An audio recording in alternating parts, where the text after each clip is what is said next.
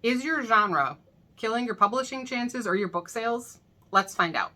I'm Karin with Right Now Editing, where we turn good manuscripts into great books. And I'm Pegg Thomas, multi-award winning author and editor, and we are two editors for 5 minutes. We're still talking about genre, and if you see any of these videos, we're in this outfit and we're in front of the burgundy curtain of genre. That's what we're going to be talking about. One of the things beyond just knowing what genre you're writing that can really mess up people is these subgenres or combining genres. So if you want to know which, the element of whatever genre you're writing, check it out. We'll have these labeled so you can go find romance, you can go find historical. But then there are these subgenres and combined genres. What are those, Peg? What happens here? Combined genres especially, I think, get people in trouble because they bring too much to the plate.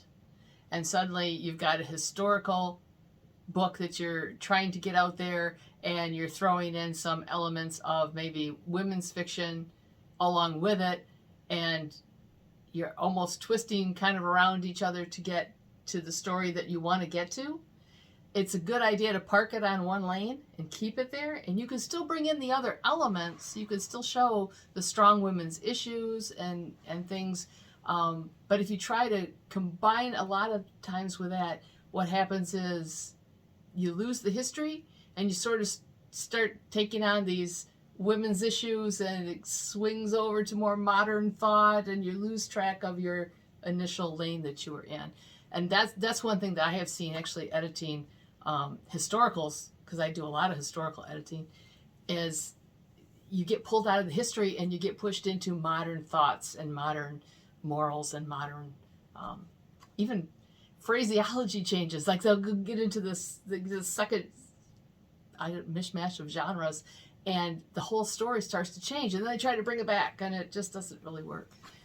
And the key, if you're going to combine the genres, is you have to incorporate the elements of both genres. So if you're going to call it historical women's fiction, you have to maintain all of the historical elements, yes, while also maintaining the women's fiction elements. And the same is true with historical romance or historical suspense. You can't just slap historical romance subgenre title on a historical book that has a kissing scene, because your romance readers are expecting romance. Your historical readers are expecting history. So whenever you start writing in these subgenres, you have to know which each genre requires, because you have to put those both in. You can't sacrifice one for the other. And if you start trying to add in even more, if it's historical, but there's this women's fiction part of it, and then there's going to be some suspense part of it, it can get really complicated in a hurry. And there's this misunderstanding that if I add more genre elements, I will appeal to a broader audience, because I've written historical women's fiction, speculative fiction novel with suspense elements.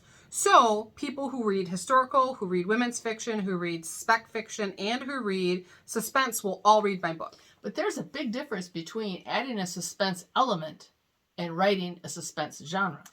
I have a lot of suspense elements in my historicals that are pulled from real history, attacks that happen on forts, things like that are very suspenseful, but it's not a suspense book. I'm not incorporating a suspense genre in there. It's just has, and that's fine. Understand that you can have those elements in there without it actually being in that subgenre. And what happens then is, if you think, well, because I have this element in there, I have to label it as this genre, you're not appealing to those four genre readerships. Instead, what you're doing is you are only appealing to the people who read all of those genres. And that actually limits your audience by quite a bit. So just because you have a kiss in a book doesn't make it a romance. And just because you have a suspenseful element doesn't mean it's a suspense novel. You don't need to identify every element that's in your book. You need to figure out what the main genre is. And that's who you're going to pitch it to. That's the agent you're going to pitch it to, the publisher. Or if you're self-publishing, that's the category you're going to put it in. You do not want to put a book that has a guy and a girl dating in the romance category just because they're dating. It has to follow the romance guidelines. Don't muddy the waters. The more you can break it down to what is the nutshell of the story, this is my core genre, stick with that. And that's all the time we have for today. Well, I'm Karin Beery. Pegg Thomas. Bye. Bye.